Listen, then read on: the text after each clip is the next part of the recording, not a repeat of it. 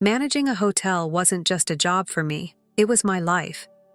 This place, with its polished floors and the constant hum of activity, was my world. That is, until he walked in. He was impossible to miss. Young, with a suit that practically screamed money, his attention glued to an expensive phone. He checked in with a smile that could knock you off your feet.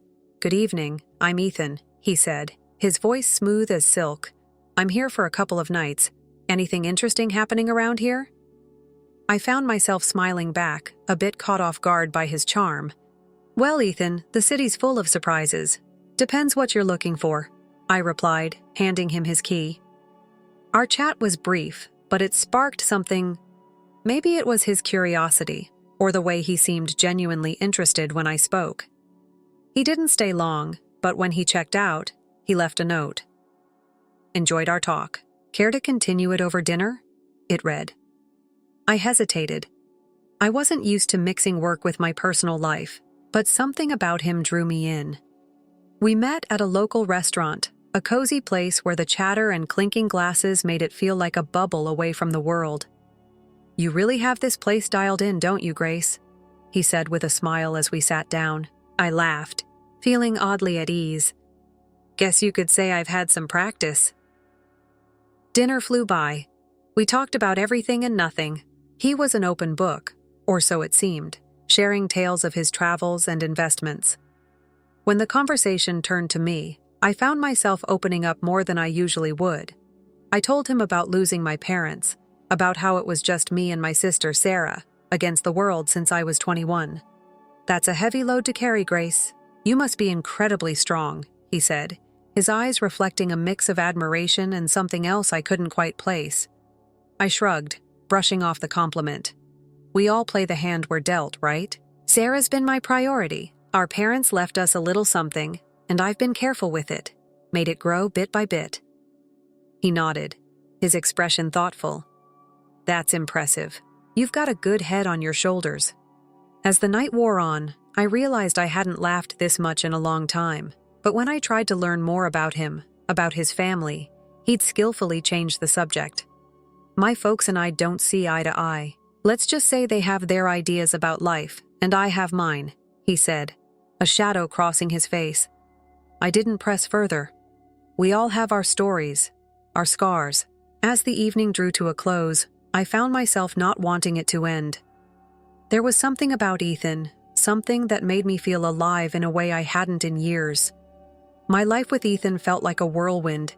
Each day was a new adventure, every moment spent together filled with laughter and dreams of the future. He had this way of making the ordinary seem extraordinary, turning simple dinners into unforgettable evenings.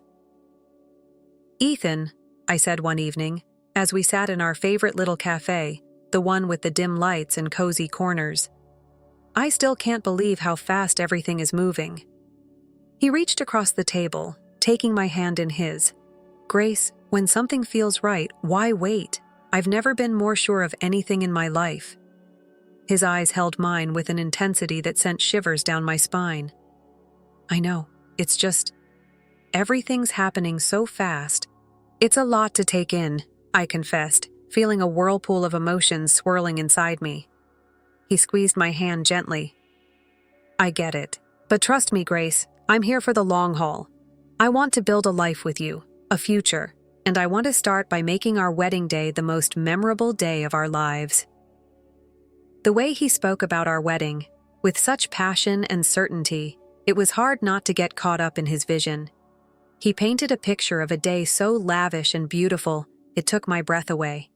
"Imagine it, Grace, a ceremony that no one will forget, a celebration of our love. It's going to be perfect," he said, his voice filled with excitement. "And the honeymoon?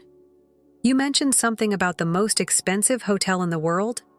"I did," I replied, a mix of curiosity and apprehension in my voice. His smile widened. "Yes, it's all part of the plan, but I need you to trust me, to take this leap with me. Your savings for the wedding, my funds for the honeymoon, and our future home together. We'll make this a reality." I hesitated. The practical part of me screamed caution, but looking into his eyes, full of love and promise. I found myself nodding. Okay, Ethan. Let's do it. Let's make this wedding a day to remember. As the weeks flew by, the wedding preparations became all-consuming. Ethan was a man of action, taking care of every detail, ensuring that our day would be nothing short of spectacular. And as I watched him, so full of life and determination, I couldn't help but fall even deeper in love. Ethan, you're amazing, I said to him one evening, as we reviewed the list of guests and the lavish menu he'd planned. The way you're handling everything, I don't know how to thank you. He pulled me close, his arms wrapping around me. Grace, seeing you happy is all the thanks I need. This wedding, it's just the beginning. Our life together is going to be even more beautiful. But amidst the whirlwind of excitement, there were moments when doubt crept in, whispering questions in the quiet of the night. Was I moving too fast? Was I getting swept away by the romance of it all? Every time those thoughts surfaced, Ethan's assurances were there to chase them away. His words, his promises, they were my anchor, holding me steady in the storm of uncertainty. The wedding prep had my days packed, but amidst the whirl of cake tastings and flower selections, I knew I needed Sarah, my sister, my confidant. Since our parents passed, it had been us against the world, and her input meant everything to me. Especially now. I called her up, hoping she could sneak away from the cafe she worked at. Hey Sarah, think you can ditch the aprons and coffee smells for some tulle and satin today? I half joked, my voice laced with hopeful anticipation. Sarah's laughter came through the phone, light and familiar. For you, sis? I'll trade coffee stains for bridal trains any day. Give me an hour to wrap things up here and I'm all yours. The bridal shop was a wonderland of white and ivory. Dresses cascaded like waterfalls of lace and silk. As I tried on gown after gown, Sarah's presence was a calming force in the storm of satin and sequins. That one, Grace. It's like it was made for you, Sarah said, her eyes lighting up as I stepped out of the dressing room in a gown that felt just right. I studied my reflection. The dress hugged every curve and cascaded to the floor in a sea of soft fabric. You think so? I don't know. Like a real bride, I admitted, a smile creeping onto my lips. Sarah's grin matched mine, but in a fleeting moment, I caught a shadow pass over her face, quick and troubling. Before I could question it, she was up and pulling a dress off the rack. Mind if I give this one a whirl? Just for kicks, Sarah said, holding up a stunning gown that caught the light with every movement. I laughed, the sound a mix of surprise and delight. Planning on eloping, are you? Or is there a mystery man you've been hiding from me? Sarah's laugh, usually so carefree, held a note of something I couldn't quite place. Oh, Grace, you know me. Always a bridesmaid, never a bride. But a girl can dream, can't she? She quipped, though her gaze darted away, hiding something. The day rolled on, a blend of laughter and whispers of silk. But Sarah's mood seemed to flip like a switch. Her usual bubbly demeanor was clouded by moments of distraction. Everything okay, Sarah? You seem a bit off today, I probed gently, concern threading through my words. She was quick to dismiss it, a wave of her hand erasing my worries. It's nothing, really. Just cafe chaos. You know how it gets, Sarah assured me. But her forced smile didn't quite reach her eyes. As we left the bridal shop, the weight of her secrets seemed to hang between us, an unspoken tension that neither of us could quite navigate. I wanted to believe it was just pre-wedding stress, maybe a spat with a troublesome customer. But the nagging in my gut told me it was something more. That night, as I lay in bed, the excitement of finding the perfect dress was overshadowed by the puzzle that was Sarah's behavior. She was the one person who had always been an open book to me, yet now there were pages I couldn't read, words hidden just out of sight. And as the wedding day edged closer, the joy I should have been feeling was tinged with a worry I couldn't shake. Sarah and I had faced everything together, but now it felt like there was a growing gap, one filled with secrets and unasked questions. Little did I know the answers to those questions were about to turn my world on its head. It was a day like any other, or so I thought, until Ethan left his phone buzzing and forgotten on the kitchen counter. As I went about tidying up the apartment, the constant notifications from his phone nagged at me, a persistent reminder of something amiss. The lack of a password was a surprise, but it was nothing compared to the shock that awaited me inside. The messages between Ethan and Sarah were like a punch to the gut, each word a betrayal that tore through my heart. They weren't just having an affair, they were planning to push me aside like I was nothing, like all the years of sisterhood with Sarah meant less than the dirt under their shoes. I read and reread Sarah's message confessing her pregnancy with Ethan's child. The words blurred as tears clouded my vision. "Can't believe we pulled this off," it read. "She's such a fool, falling for every lie. And now with the baby, we can finally be together, just as we planned." The world around me seemed to spin, a carousel of deceit and treachery. Ethan's reply was no better, declaring his love for Sarah and his eagerness to see me humiliated, ousted from my own wedding. "She's just a naive cash cow," he wrote. "Can't wait to get rid of her and start our real life together.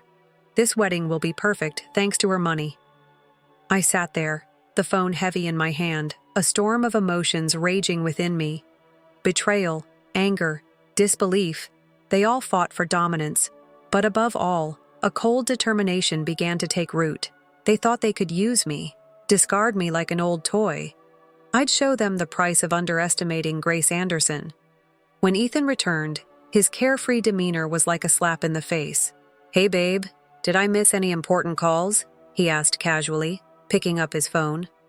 I forced a smile, my insides churning with anger. "Nope, just the usual stuff."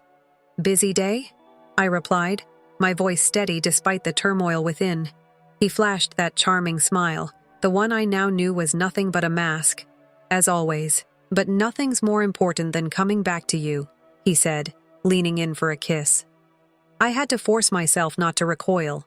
From that moment on, I played the part of the oblivious fiancé to perfection. I smiled, I nodded, I went along with the wedding plan. But behind the scenes, I was planning my revenge on the two people who had betrayed me in the worst possible way. Each passing day was a test of my will, a balancing act between the role I had to play and the fury that burned within, but I wouldn't let them see me break. I'd bide my time, and when the moment was right, they'd learn the true cost of their treachery. And as I lay in bed each night, the image of Ethan and Sarah's deceitful faces etched into my mind. I made a silent vow. They would pay for what they'd done. Their twisted game would be their undoing. I was no longer just the jilted fiancé. I was the architect of their downfall, and my revenge would be meticulous, calculated, and oh so sweet. The days leading up to the wedding felt surreal. On the surface, everything was perfect. The flowers, the guest list, the dress. But beneath the facade of perfection was a storm brewing, a tempest of anger and betrayal that I held tightly within. Ethan was his usual self, all smiles and affection, blissfully unaware of the storm he was about to sail into. "Grace, everything's coming together so beautifully. This wedding is going to be the talk of the town," he said one evening as we reviewed the final preparations. I nodded, my smile practiced and polished. "Yes, it's going to be a day to remember," I replied, the words laced with a meaning he couldn't possibly grasp. Sarah was harder to face. The sister I had loved and protected was now a stranger, her every word and gesture a reminder of her betrayal.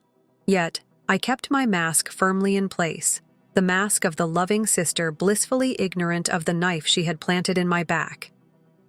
"Grace, you're handling everything so well. I don't know how you do it," Sarah said one day as we finalized the seating arrangements. I looked at her, the sister I thought I knew, and forced a laugh. "Oh, Sarah, you know me.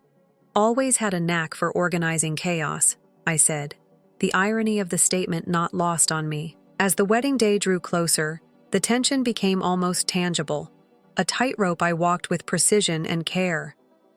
Ethan's phone was now always guarded, his conversations hushed and hurried. But it didn't matter. I had seen enough, knew enough.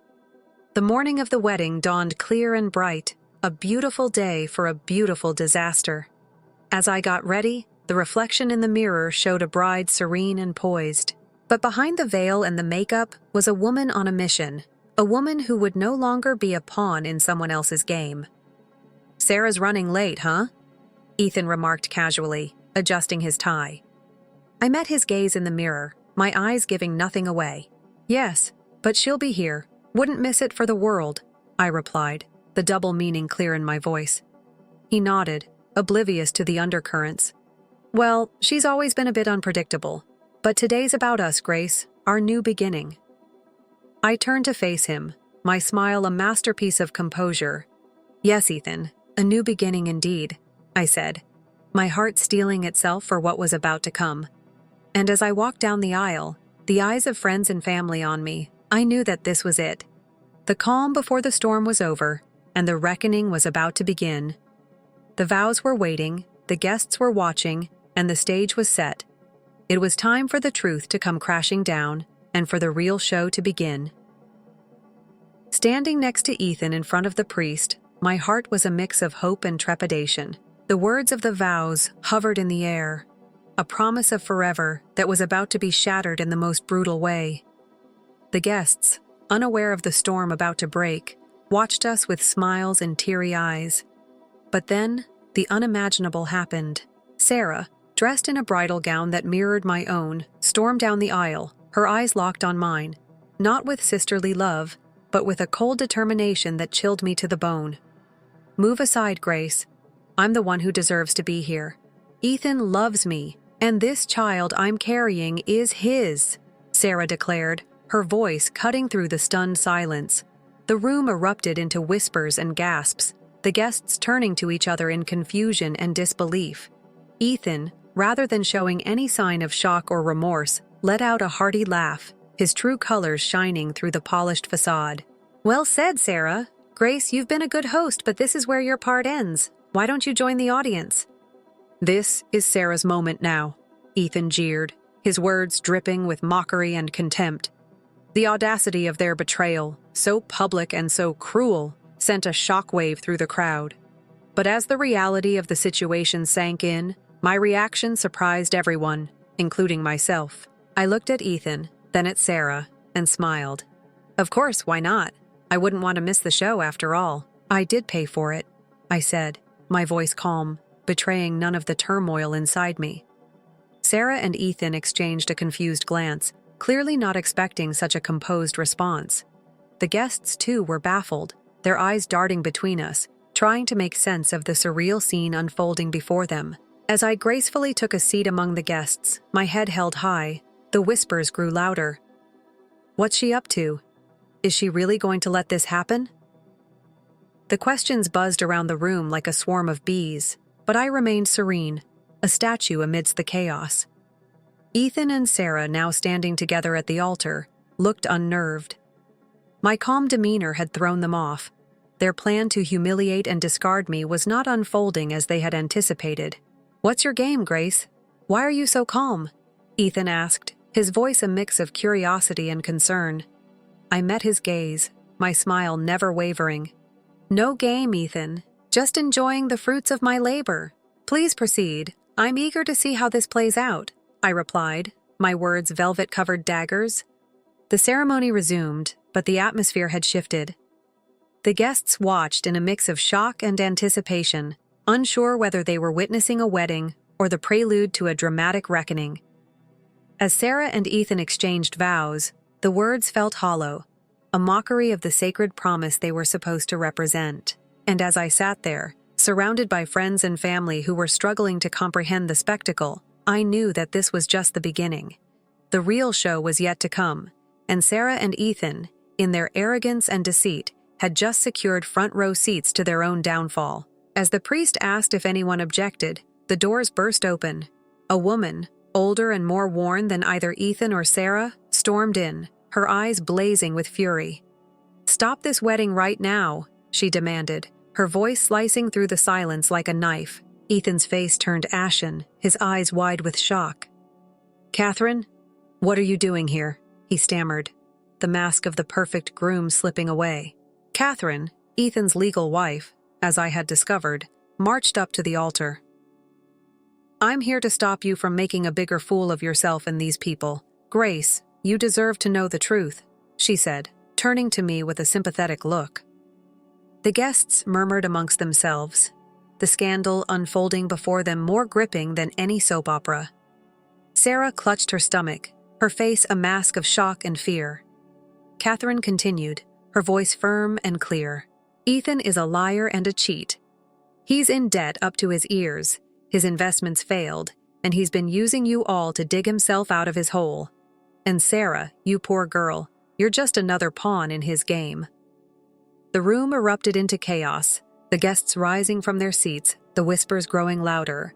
Ethan tried to speak, but his words were drowned out by the uproar. I stood up, my heart pounding but my voice steady. There's more, I announced, silencing the room. I hired a private detective after I discovered Ethan and Sarah's affair. Not only is Ethan already married and drowning in debt, but he's also been hiding a daughter, a child he's never supported. Sarah's face crumpled, the reality of her situation crashing down around her. Ethan? Is this true?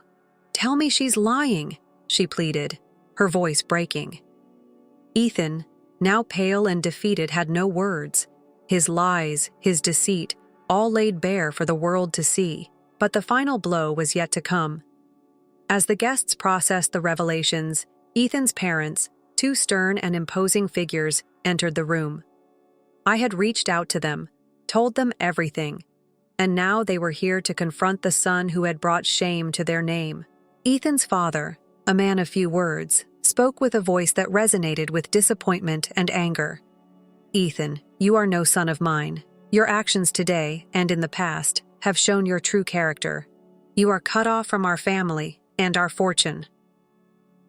As the room settled into an uneasy silence, I looked at Ethan, Sarah, and the shattered dreams they had tried to build on a foundation of deceit. The pain of betrayal still throbbed in my heart, but standing there amidst the ruins of what was meant to be my happiest day, I knew that this was not the end of my story. In the aftermath, I found myself in the cold halls of justice, seeking reparation for the damage Ethan had caused. The courtroom felt like another world, a place where the pain and humiliation I had endured were translated into legal jargon and paperwork. Ethan, you've not only broken a promise, but you've also shattered trust and exploited generosity. You owe me more than just an apology. You owe me compensation for turning my life upside down, I stated firmly, my voice echoing in the quiet courtroom. The judge's gavel sounded like thunder in the tense silence. The court finds in favor of the plaintiff. The defendant is hereby ordered to pay $50,000 in damages for the distress and financial loss caused, he declared, his words a balm to my wounded spirit. As I walked out of the courtroom, the burden of the past months felt lighter. Justice had been served, but the road to healing was just beginning. Ethan's troubles didn't end with me. Catherine, his legal wife, fueled by hurt and fury, launched her own legal battle, demanding compensation for his infidelity and neglect of their child. The once suave and competent man was now entangled in a web of his own making, his lies and deceit finally catching up to him. Sarah, my sister, the person I had trusted and loved more than anyone, found herself alone and abandoned. Ethan had fled the city, leaving her to face the consequences of their actions. She was pregnant and scared, a far cry from the carefree and happy girl she once was. Grace, I know I don't have the right to ask for your forgiveness, but I'm lost, and I don't know what to do, Sarah pleaded one day, her eyes filled with tears. I looked at her, the sister I once would have done anything for. Sarah, you were my family, my blood, but what you did, it's not something I can just forget or forgive. You chose your path, and now you have to walk it, just like I'm walking mine. The distance between us was more than just physical. It was a chasm filled with betrayal and hurt, too wide and too deep to ever bridge again. Life moved on, but the scars of those tumultuous months remained. I focused on rebuilding my life, on finding peace in the simple things. I had loved and lost, trusted and been betrayed, but through it all, I had survived. And as I looked back on everything that had happened, I realized that the most important journey was the one I was taking within myself. A journey of healing, of rediscovering my strength, and of learning to trust and love again. Story 2. Every family drama narrative, I suppose, begins with everything being well until, well, my story isn't any different. Up until I reached 11, everything was pretty good. I'm Tasha, and I had a comfortable 2-story home with my parents back then. Although it was simple, it was home. To my child at least, Mom and Dad appeared content. Ice. Despite being amicable, the divorce was unexpected. No yelling or squabbling about furnishings. Nothing like what happened to my buddy Jenny after her parents divorced. One day Dad left, taking his tools and moving out with him. "I will always be here for you, princess," he murmured, holding me close. When Dad's alimony money initially arrived, Mom handled it rather well. She would grumble to herself that it wasn't enough while rolling her eyes, but that was all. Dad and I stayed at his tiny flat above the car repair shop on the weekends. He was attempting to get himself off the ground. I loved it, but the place usually smelt like coffee and motor oil. Then Mom met Richard around a year after the divorce. Sarah and Emma, his 2 kids, were both a few years younger than me. Mom's eyes gleamed like Christmas lights as she informed me about their engagement. Holding my hands in hers, she said, "Just think about it, honey. You'll have sisters. We will once more be a true family. Richard is an amazing man, and his children are quite lovely. Siblings are something you'll adore." I recall joyfully nodding in agreement with her enthusiasm. The way my mother portrayed them made my lifelong dream of having sisters seem like a dream come true. She painted scenes of sister bonding sessions and family game evenings while spending hours discussing our future together. It was a modest yet pleasant wedding. I had a basket of flowers with me and was dressed in a light blue outfit. Throughout the ceremony, Sarah and Emma, who were wearing similar pink gowns, continued to giggle and whisper to one another. They just glanced away when I made an effort to look them in the eye, in the hopes that they would include me in their inside jokes. I was so pleased when they moved in that I had trouble sleeping the night before. I had prepared welcome cards for each of them, tidied my room, and made place in the bathroom cupboard for their belongings. I arranged flowers in their rooms with Mom's aid. She kissed my forehead and remarked, "See, you're already being such a good sister." If only I had anticipated what was about to happen. Perhaps I would have put up a stronger fight to maintain the status quo. Perhaps I would have spoken my true feelings to Dad over Mom's second marriage. At the age of 11, however, I still thought that happy mixed families were the stuff of fairy tales. My fairy tale turned into a nightmare in precisely 3 days, after they moved in, on the 4th morning. As usual, I got up early to get ready for school, but the restroom door was locked when I attempted to enter. Sarah cried out in a sing-song voice, "Just a minute." 45 minutes passed. I knocked again, telling them I had to get ready for school, but all I could hear was laughter and the sound of the hairdryer. When they eventually emerged, Emma and Sarah wore identical dresses and were both immaculately groomed.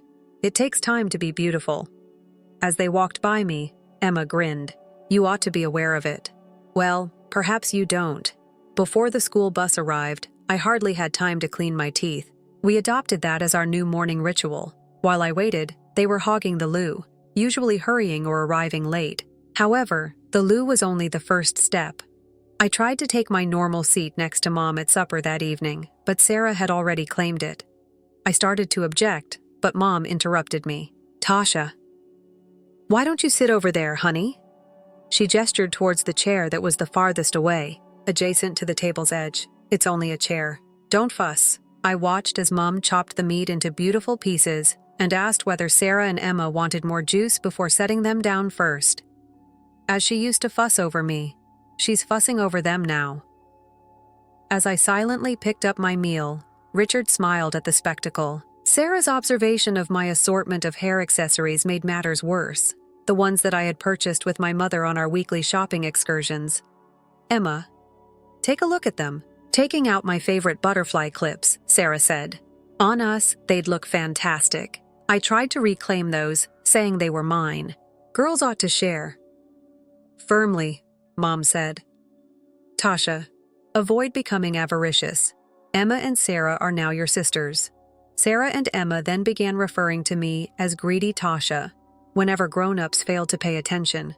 However, that was insufficient for them. My textbooks would inexplicably have pages that were ripped. Nail paint would inadvertently go on my clothing. My schoolwork would disappear, only to resurface in the garbage, crumpled. My mother would always shake her head in disapproval whenever I attempted to inform her. Don't attempt to attract attention, Tasha. Making up stories about your sisters isn't the best way to deal with this shift, even though I understand it's difficult. I don't consider them sisters. One day, after discovering my favorite jumper with a giant hole in it, I finally snapped, earning a lecture on thankfulness and family from both Mom and Richard. The last straw, however, was when Mom said she was rearranging the bedrooms a week later. She clarified that Sarah and Emma require additional room for their belongings, not looking me in the eye. Your room will be chosen because it has superior closets. Your belongings have already been relocated to the tiny room adjacent to the laundry. The little space was just a windowed wardrobe that had been elevated. My dresser and bed hardly fit it. Something inside of me cracked when I saw everything I owned packed into that small area. There was more to this than a room. It had to do with where I belonged in this family, or rather, where I didn't. Richard wasn't satisfied with only allowing his daughters to abuse me. Every small mistake I made had to include him, became evidence that I was a challenging kid. I was pouting if I was silent. I was being disruptive if I raised my voice. I was unable to prevail. He would shake his head and remark, "Just like your father." Every time I failed to live up to his unattainable expectations, I caused trouble. Doesn't the apple fall close to the tree? The irony was that Dad's vehicle repair business was really doing rather well.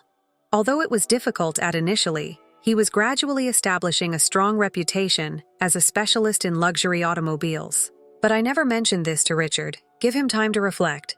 My lifeblood was spending weekends with my father. He would tell me stories about the luxury automobiles he was working on as we watched old films and ordered pizza. I would occasionally sit in his office while he completed papers, simply taking in the serene ambiance. "Princess, how are things at home?" Every now and again he would inquire, and I'd answer fine every time. He was working long hours to launch his firm, and he had plenty on his plate. He didn't need to be concerned about me either. The years passed slowly. I immersed myself into my studies, going to the library or hanging out with friends as often as I could. Anything to keep from coming home.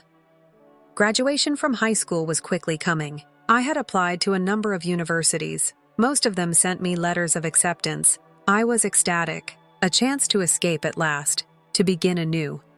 On the day following graduation, my excitement became uncontrollable. I made the decision to deliver my news when we were all seated at supper. I received acceptances from many universities. Taking out the acceptance letters, I made the announcement, even received a few partial scholarship offers. Richard's chuckle sliced through my remarks like a dagger, and it wasn't a true laugh, even if I thought the business program was great. One of those ones that make you feel sick to your stomach. He scoffed at college. And just who will foot the bill for that? The person who barely manages to keep his small garage running is your worthless father. The letter seemed very heavy in my hands as I gazed at him.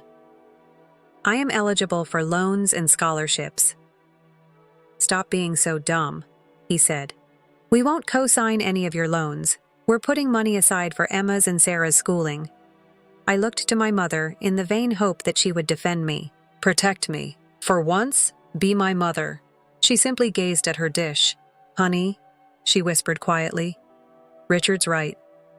We must consider the girl's future. Something broke inside of me. All the years of being ignored, all the rejection, all the suffering, everything poured out all at once. It's been years since you gave me any attention. I pushed away from the table and yelled, Your only concern is making your beloved spouse and his ideal daughters happy.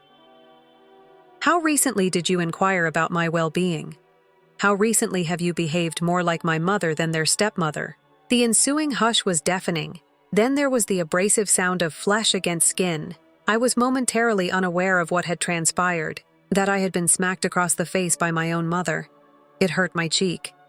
The looks on Sarah's and Emma's faces, however, were more painful. In fact, they were grinning, obviously taking in the performance. Richard grinned contentedly as he sat there, as if he had been anticipating this. I felt the heat emanating from the spot where her hand had hit my cheek. Mom remained still. Her face, a mix of fury and something more, was still elevated by her hand. Startled, I left before I could find out. I hurried to my little room and began packing my luggage. Clothes, pictures, the few priceless items I still had that Sarah and Emma hadn't destroyed. Although I could hear activity in the home, nobody stopped over to see how I was doing. Nobody made an attempt to stop me. Nobody expressed regret. Before the adrenaline wore off and reality set in, I had gone about a block. I had no money, no plans, and nowhere to go when I was 18. I took out my phone and contacted my dad, my hands trembling. "Hello, Princess. What is going on?" I nearly burst at the sound of his upbeat voice. "Can you come fetch me, Ken?" Trying to maintain a steady voice, I managed to say. "Naturally. You're where?" After 15 minutes, a beautiful black Mercedes briefly came up next to me. I believed I had given him the wrong address. This was not my father's vehicle. But there he was, smiling like my new vehicle through the open window. As he went out to assist me with my bag, he inquired, "Is this yours?" I gaped at him in shock. I mistook it for a customer's vehicle. He chuckled. That chuckle I'd known since I was a child. Not at all. Last week, all of my purchased it. The business has been doing well. Then his face altered when he saw my baggage. "What's going on, Tasha? Why are you carrying a luggage out here?" The entire narrative poured out. The smack, Mom's treachery, Richard's derision, and the college acceptances. With every syllable, Dad's expression darkened. By the end, his knuckles were white from holding onto the steering wheel so tightly. He snarled and began to turn the car around, saying, "I'm going over there right now." "No, Father, don't, please." I took hold of his arm. "It's not worthwhile. All I want to do is go." After giving me a lengthy look, he nodded. "You're correct. Come on, let's get home." He'd learned over the years to make very good spaghetti over lunch at his apartment. Dad revealed yet another shocking revelation.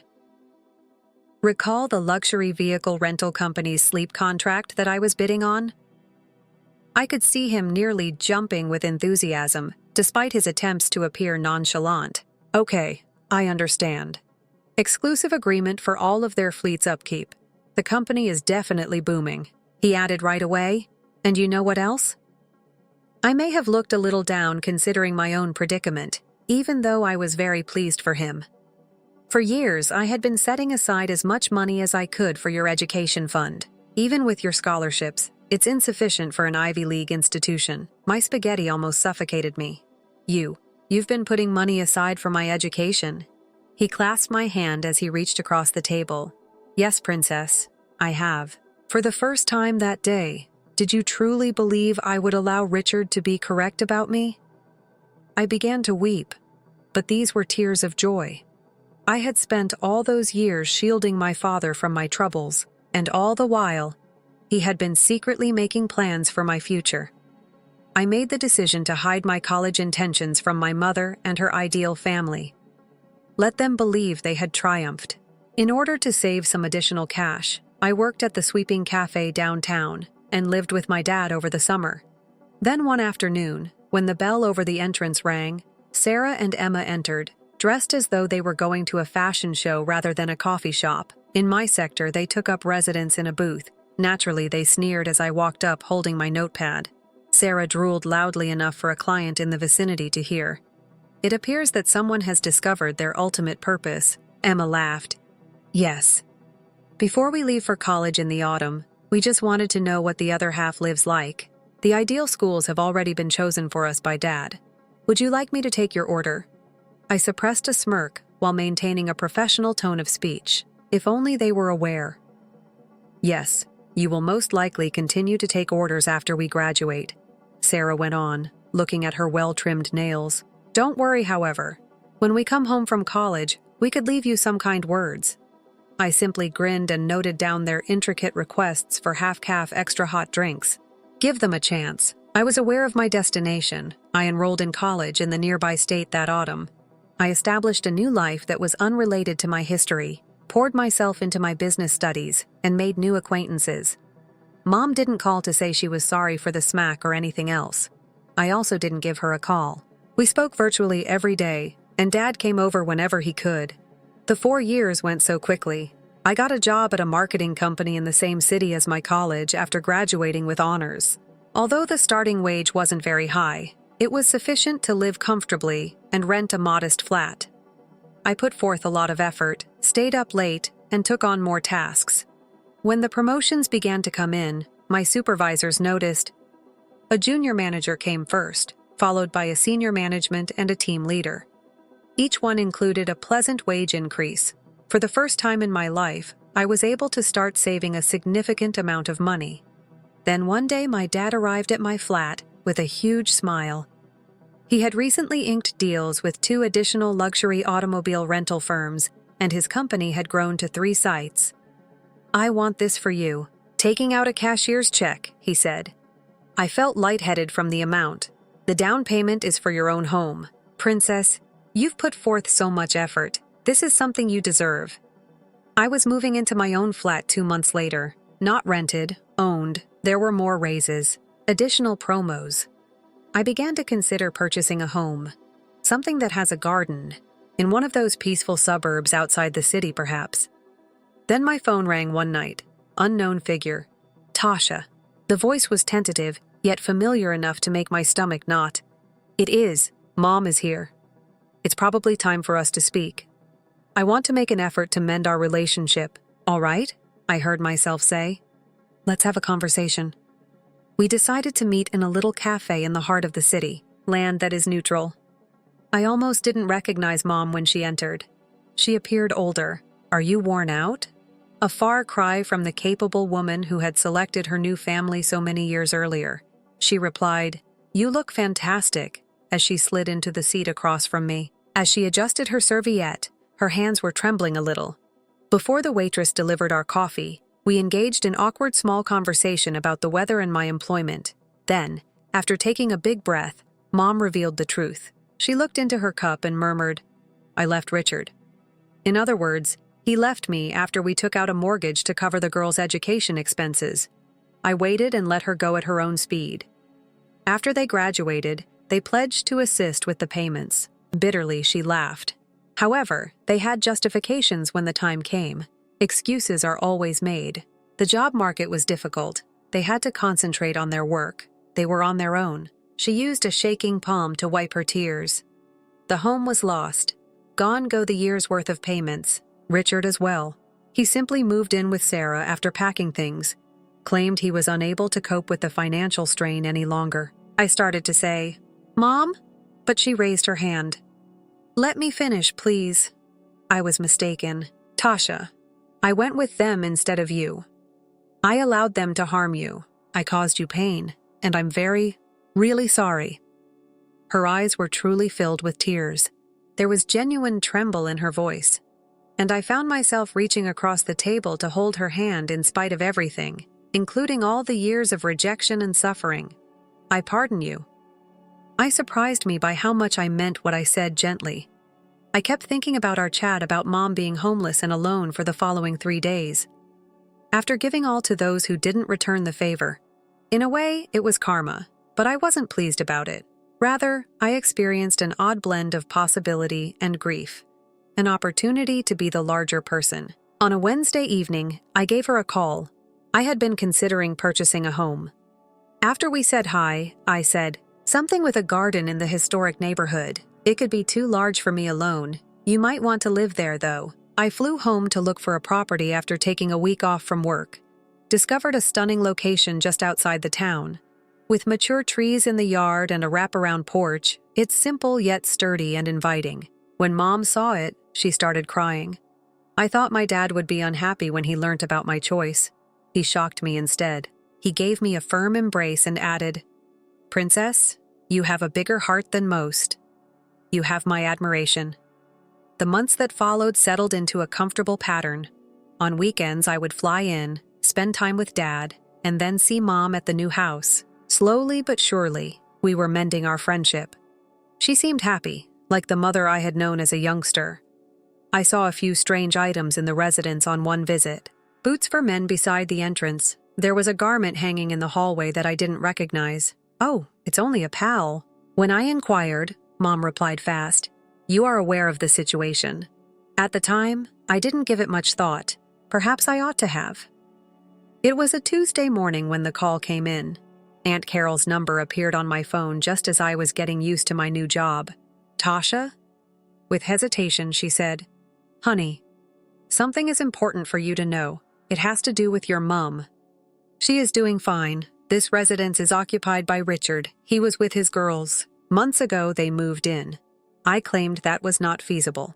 Just 2 weeks ago, I was there. Mom was the only one. So she forces them to go before you come," Carol whispered softly. "Every time you are due to arrive, they clear out. Marie, who lives next door, told me. For months now, she has been observing them come and go." What I had observed of those friends' possessions now made no sense at all. The jacket and the boots, the way my mother dismissed my inquiries. I hung up, thanked her, and made the reservation for the first trip home. No calls to Mum, no warning. I just picked up my laptop. I could work from anywhere, so I went to the airport. I arrived at the residence in my rental car on a Wednesday afternoon. The identical truck that Richard had owned all those years ago sat in the driveway. My key slid into the lock with ease. The kitchen scenario might have been taken directly from my adolescence. Mom was fussing over a pot of what smelt like Richard's favorite beef stew, as she was at the stove in her favorite apron. At the kitchen table, Sarah and Emma looked much like their older, entitled selves. Richard is reading the newspaper in his typical recliner. Mom was the first to see me. Her wooden spoon fell to the ground with a clatter. "Tasha," her face turned pale. "It wasn't until Saturday that I expected you." "Evidently," I said in a very steady voice. "Why are they in this place?" "Now we live here," Sarah said, smirking. "We were invited by Mom. She understood that family should remain united." "Family?" I looked at my mother, who was using her apron to anxiously wipe her hands. "They said they were sorry for all they had done to you, including taking your house away." Weakly, Mom remarked. "Their goal is to put things right. Richard has changed. The females are different now. Remove them." Now I interrupt her. "I want them to go since this is my house." "No." Mom's face took on that old, unyielding expression as she straightened up. "I want them here because I adore them, admire them. What I was hearing was unbelievable. You got into debt because of them. You lost your home because of them. Do you still remember how they handled me? How they harassed me every day? How they ruined my belongings? Made my life miserable by stealing my room? Years have passed since then." Mom dismissed it with a wave of her hand. "Back then, they were only kids." "What about right now?" I insisted. "They left you after using you to pay for education. Richard abandoned you when times became difficult. How are you able to just forget that?" "Since they are related," Mom's chin lifted defiantly as she protested. "They are now regretful for their faults." Emma and Sarah looked at each other smugly. Richard simply sat there grinning with the same smug grin I had as a kid. "All right." My voice was frigid as I spoke. "Then, Mum, I'm offering you an option. Now, me or them." The ensuing quiet seemed to go on forever. I looked for traces of the mother I knew in my mother's face. The one who told me I could be everything I wanted to be, braided my hair, and kissed my skinned knees. At last, she responded, "I choose them." "Tasha, we're content together. Why are you unable to accept that?" Something in me became permanently hard. "You've got 2 days to leave my residence, you everyone. This is not possible." A cry emerged in Mom's voice. "Your mommy is me. I can't be thrown out. Observe me." I turned around and left. I could hear their conversations as I went down the driveway. I was back 2 days later. There had been no change. They were all seated in the living room as if they owned the property, and their cars were still in the driveway when I entered. "I told you to go," I said. "In fact, Mom departed, and I told you that I couldn't be thrown out. Your mommy is me. All right." After taking out my phone, I dialed 911. "I'll then let the cops tell you about it. You wouldn't risk it." Richard began to get up from his seat. "Hi there?" "Indeed." I need help getting unauthorized people off my land. I gave my address, obviously keeping in touch with my mother the entire time.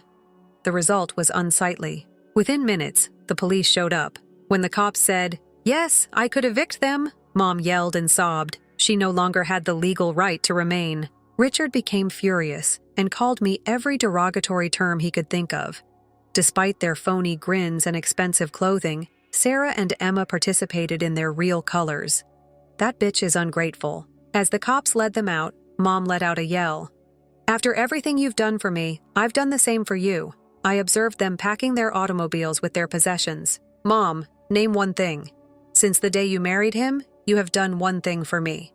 For that, she had no response. Ed Carroll never asks, but he keeps me informed.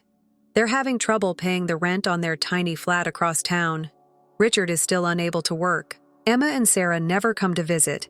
They were too preoccupied with their own life to give a damn about the mother who gave up all for them. Mom occasionally calls me late at night, but I never pick up. Most of the time, the house is unoccupied. I'm considering selling it, perhaps purchasing a property nearer to the city where I now reside. Something cozier, something smaller, something that has no remnants of the past. Story 3. My name is Carrie, and my life took a drastic turn when I was 4 years old. My sister Emily was born at that time. Suddenly, even in my own house, I was invisible. The sound of Emily singing fills my earliest recollections. She was the center of attention at every family get-together by the time she was 3 years old.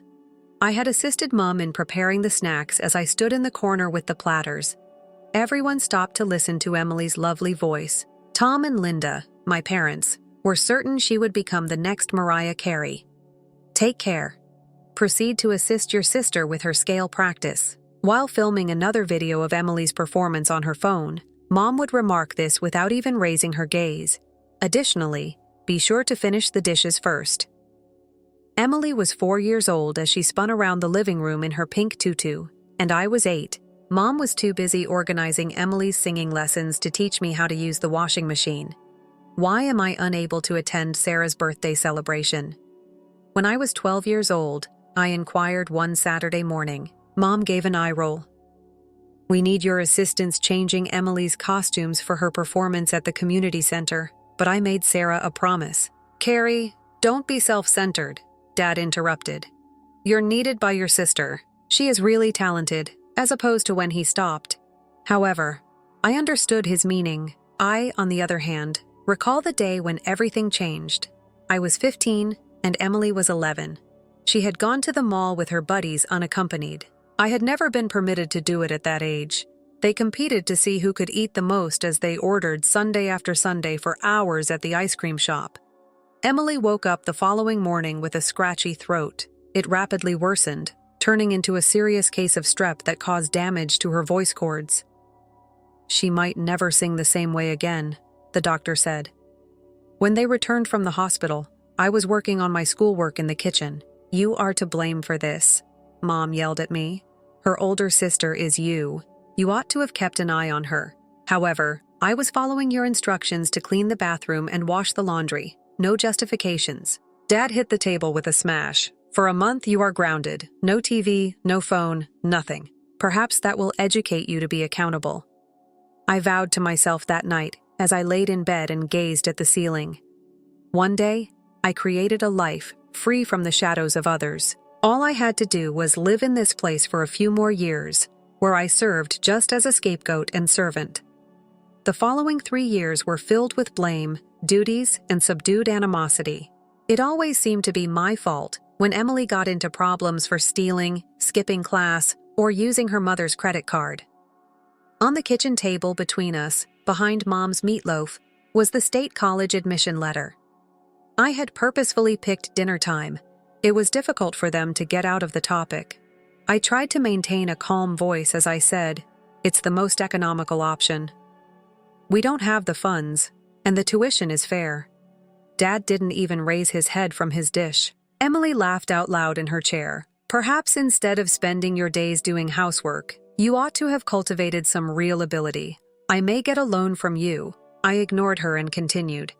"After I graduate and get employment, I'll write you a receipt pledging to reimburse you for every penny.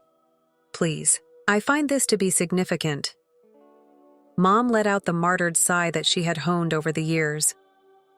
We're not taking out any loans, honey. Not everyone is cut out for college. How about applying for a job in the mall, or that brand new bistro in the city center? However, I received a scholarship that partially pays for my education. I only need assistance with the remainder. I've done all the homework and created a budget.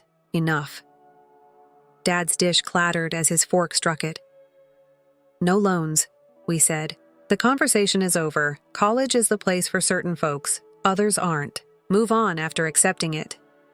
I fought back tears with hazy vision as I gazed at my unfinished supper. Emily was grinning and enjoying the spectacle, as I could see, as usual. I gave my closest friend Rachel a call that evening. Since middle school, we have been friends, connecting over our mutual love of mathematics and our status as outsiders. Me, as a result of my familial circumstances, because the well-known Golden Dragon restaurant downtown was owned by her parents, who were Korean immigrants. They're looking for assistance. Into the phone, I wept. They won't even think about getting a loan.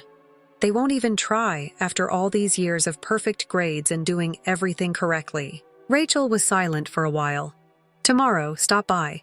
My parents would like to speak with you. After closing time the following evening, Rachel and her parents, Mr. and Mrs. Kim, sat with me in the restaurant's office. They had been acquainted for years. I had worked on my schoolwork at their restaurant on several afternoons, leaving my tumultuous home. "Carrie, we've seen you mature," Mrs. Kim said. "To us, you are like a second daughter." Rachel filled us in on everything. Mr. Kim gave a nod. "Your tuition will be covered by us." He raised his hand as I began to object. "You will have a flexible schedule, high pay, and part-time job here after school. Slowly repay us. No enthusiasm. You are investing in your future with this." I eventually moved into my state college dorm room. When I packed my belongings, my parents hardly noticed. Planning Emily's large piano performance, their most recent effort to find her a new skill to replace her lost singing voice, kept them too busy. I began taking lessons during the day and worked at Golden Dragon in the evenings, where I learned how to handle inventory and wait tables. On a haphazard Tuesday in my sophomore year, I received the call. Mom's number appeared on my phone screen when I was studying in the library. I just gazed at it for a while, my heart pounding. It has been months since we last chatted. She seemed preoccupied as she said, "Hey, sweetie?" The background noise was likely Emily practicing something new. I wanted to check in. "Have you been doing anything?" I said, "I'm in college," anticipating inquiries about my financial situation and how I was surviving without their assistance. "Oh," she remarked hazily, "that's nice. Emily's advanced classes are giving her consecutive A's. We're really pleased. Ever since the voice incident, she's truly coming into her own." There were no inquiries concerning my school funding. I didn't offer the information, and they weren't interested enough to inquire. Mom hung up, ending the discussion as abruptly as it had started. I only spent significant holidays at home while I was a college student. Every visit was the same. Family members gathered around our dinner table as my folks grinned and Emily presided. I would assist in the kitchen. The same as always, hearing about Emily's most recent accomplishments from the other room. But my junior year's Thanksgiving seemed different. Aunt Susan began inquiring about Emily's college intentions as I was preparing a sweet potato dish. Mom said with pride that we had been saving for many years. "We have everything set up for our little star's education fund. We have enough saved up for her to go wherever she desires." I almost dropped the casserole. The reality was more excruciating than the porcelain dish that scorched my hands through the oven mitts. I could hear. When I needed assistance 2 years ago, they had claimed poverty. They had been hoarding money all along, I realize now. Not for me, though. I contacted Rachel that night in my former bedroom and sobbed.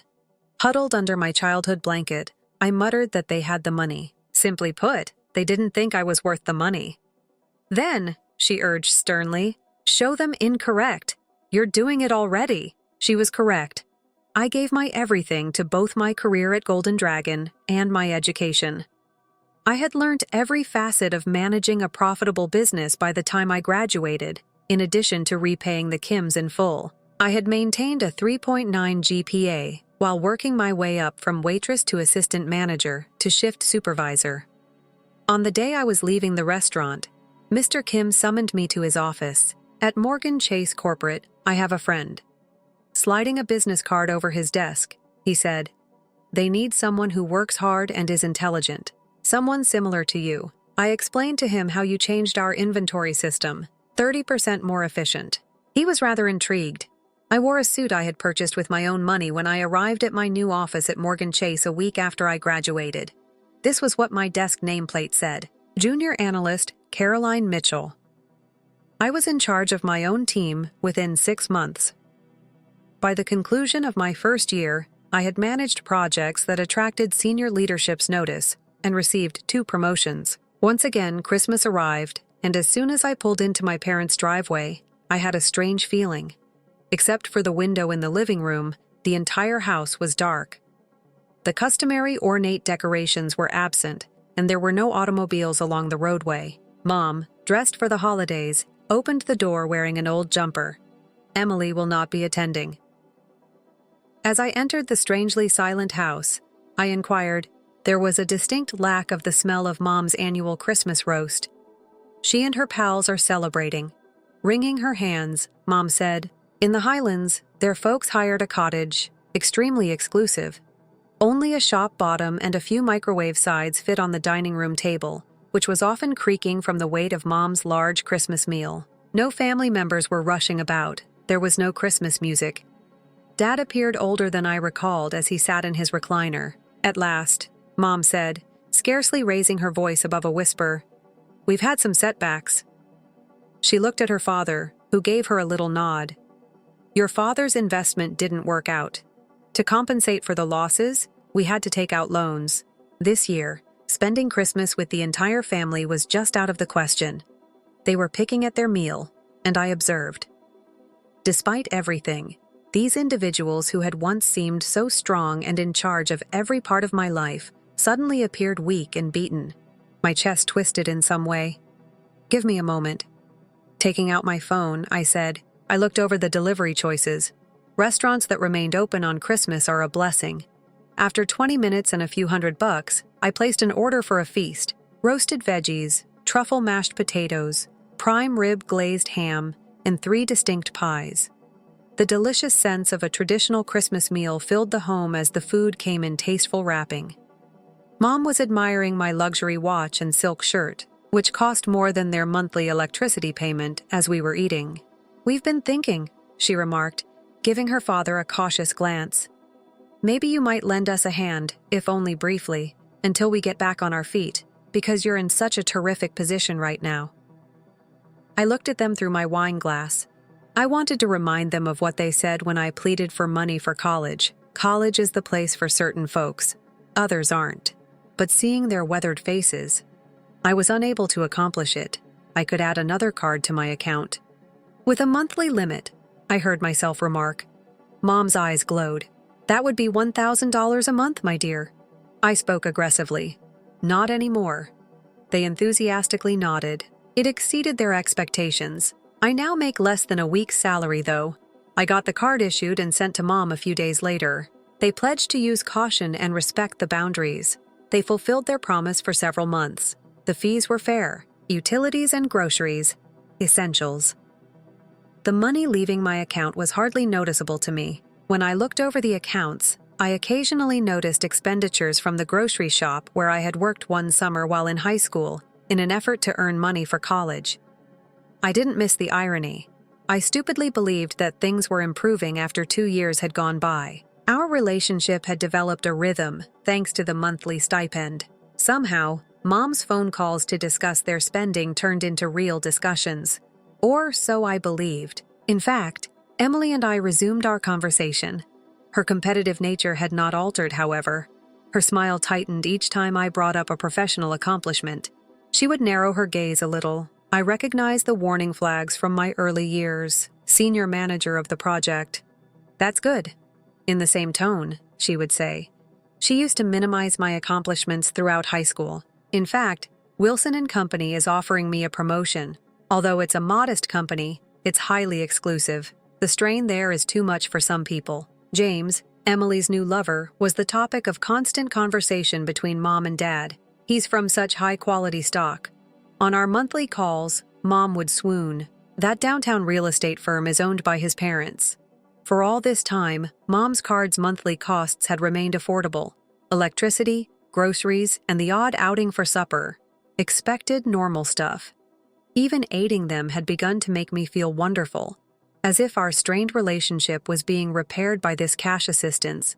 The Instagram post that broke everything then appeared. Heaven with my beloveds.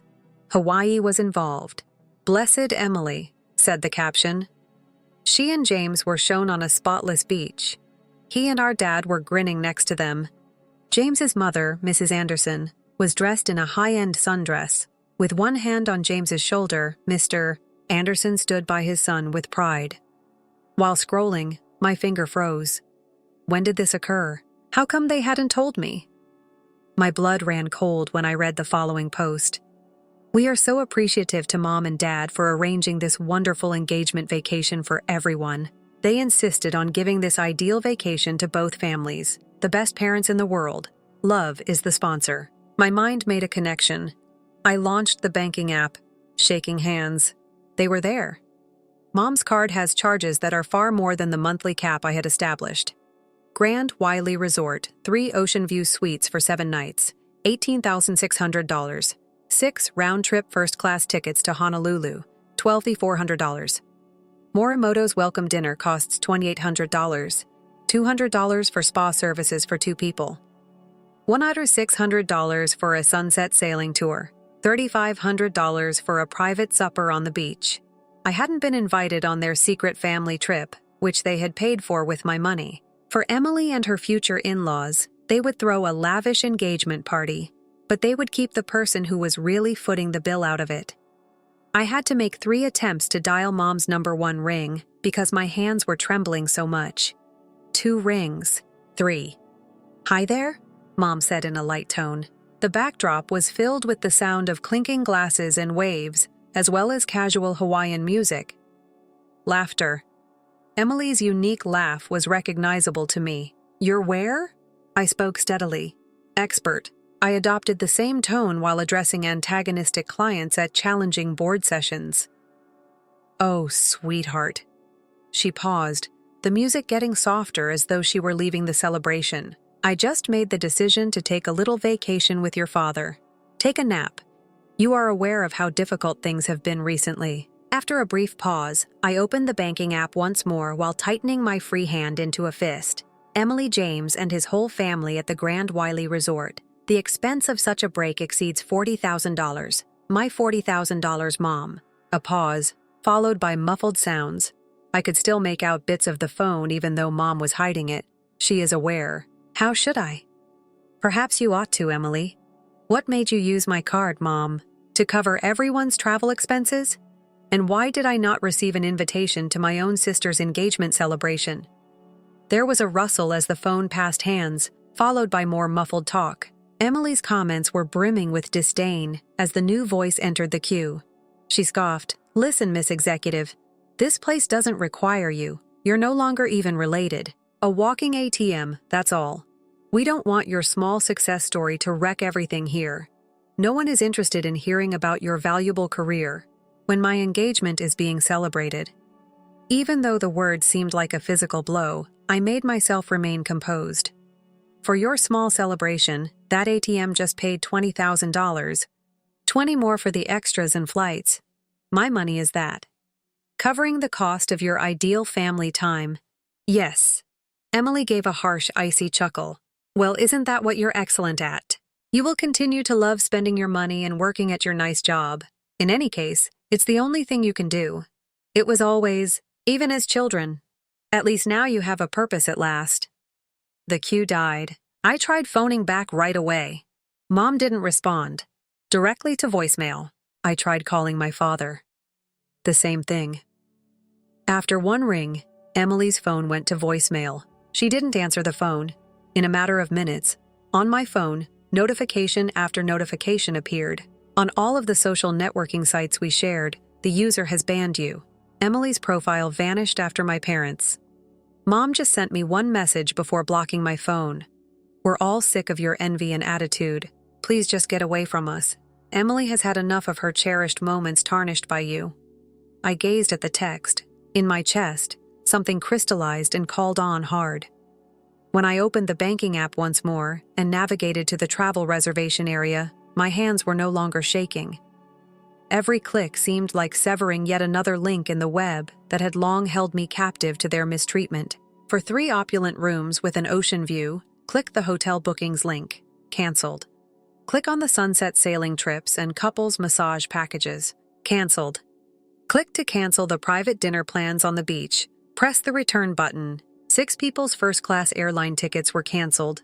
Click. Mom's card was cancelled for good. When the hotel told them their rooms were paid for, I imagined their faces as I put down my phone and waited. When they attempted to charge the room but were denied. When they learned that there were no longer any flights back. My phone blew up 3 hours later. My screen was lighting up with call after call.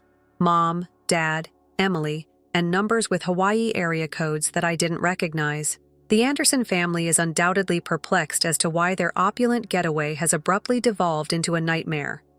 They unblocked me on all the platforms, and the messages began to pour in. Mom, Carrie, give us a call right now. There is an emergency. Now Dad, get this fixed. Young woman, the entire family is being embarrassed by you. You had best put this right, Emily. Or I swear to God, unknown figure, it's James here. My folks are upset. Those reservations must be reinstated. As the hours went by, the tone changed. Mom, please, my dear, we can discuss this. Dad will reimburse you. Help us out here, please. Emily, hurry up, Carrie. I'm engaged. James, stop being so petty. My parents have threatened to cancel the entire event. After leaving them all unread, I methodically banned each account and phone. Before snapping screenshots, however, I suspected that I would require them. Around midnight, the notice arrived. Emily Mitchell made a new status update. That my own sister would want to spoil the best time of my life is unbelievable. She has always been envious of my joy. This is a new low, though. Out of spite, we canceled our family's trip. Who spoils their own sister's engagement party like that? Some folks simply find it unbearable when others are pleased. Toxic family. Heartbroken. The remarks started coming in right away. God, oh God, that's awful. How could a sister do that? I've always sensed that something was wrong with her. Because you're getting married first. She's only envious. Your parents must be quite ashamed. I was silent long enough. As I composed my answer, my fingertips skimmed the keyboard. Let me explain what actually took place. My credit card has been used by my parents to pay for necessities up to $1,000 every month. I found out yesterday that they had used more than $40,000 of my money to pay for Emily's engagement, which was a lavish Hawaii vacation. They didn't inquire. They kept it from me. I was not invited. Emily informed me I wasn't family when I contacted to find out why. A walking ATM, that's all. The last thing my mother said before blocking me. All of us are sick of you. I did indeed cancel the reservations. I never gave my consent. I canceled the flights back. I never consented to cover the cost. I stopped paying for the trip. I was not allowed to go. The screenshots of each communication are shown below. The credit card statements are included. This is the real story of Emily's disastrous engagement party. Decide for yourself who the true poisonous people are. Immediately, the tide turned. Support replaced condemnation in the comments. How could you, Emily? Oh my God, using your sister's funds without consulting her. That is inhumane. Those unfortunate Andersons are becoming entangled in the drama of this family. You made the correct decision, Carrie. Remain resilient. The fallout spread across common connections and social media, like a slow-motion train crash. I discovered the full scope of the mayhem I had caused in Hawaii. Just to book economy flights home, my parents had to borrow money from 3 separate friends. In front of the other visitors, they were compelled to check out of the Grand Waila Resort. Emily's outburst in the lobby was captured on TikTok. The Andersons' realization that they would be responsible for paying for their own lodging caused a major uproar. After being promised a lavish trip that was completely paid for, they found out they had fallen victim to my family's deceit. We had faith in you. By the pool, Mrs. Anderson reportedly yelled at my mum. You claim to be handling everything. How humiliating is this, do you know? As usual, Emily made everything worse. Oh, quit being such avaricious scumbags, she responded with a yell. Perhaps your son isn't suitable for our family if you can't afford to spend a few nights in Hawaii, ultimately. Before he spoke, James had stood there in stunned stillness. You're correct on one point, he remarked softly. Someone's family doesn't think well of them. After taking Emily's engagement ring from her finger, he and his parents left. The engagement was over. Emily's ideal wedding was called off before it had even started, all because they were unable to resist the need to take one final piece of me. The knocking began a week after they got home. Open the door, Carrie, honey. Through the sturdy wood of my flat door, Mom's voice shook. We must speak. We are aware of our error. The voice of Dad joined in. Please allow us to explain. I sat still on my couch, breathing heavily. As they persisted in their entreaties, the blue light flashed over my face while the TV was muted. Before they gave up, the knocking went on for 20 minutes. Later, I learned that they attempted to convince my building management to grant them entry by stating that there was an emergency. I warned him not to let them up again after he phoned to check in with me first. That evening, Rachel arrived with Golden Dragon takeout. We sat on my balcony and gazed at the lights of the city. She picked at her noodles and remarked, Your post got shared in some family trauma support groups. Many people are referring to you as their hero, establishing boundaries and confronting harmful family members. I reflected on all the years I had spent attempting to win their affection, attempting to establish my value.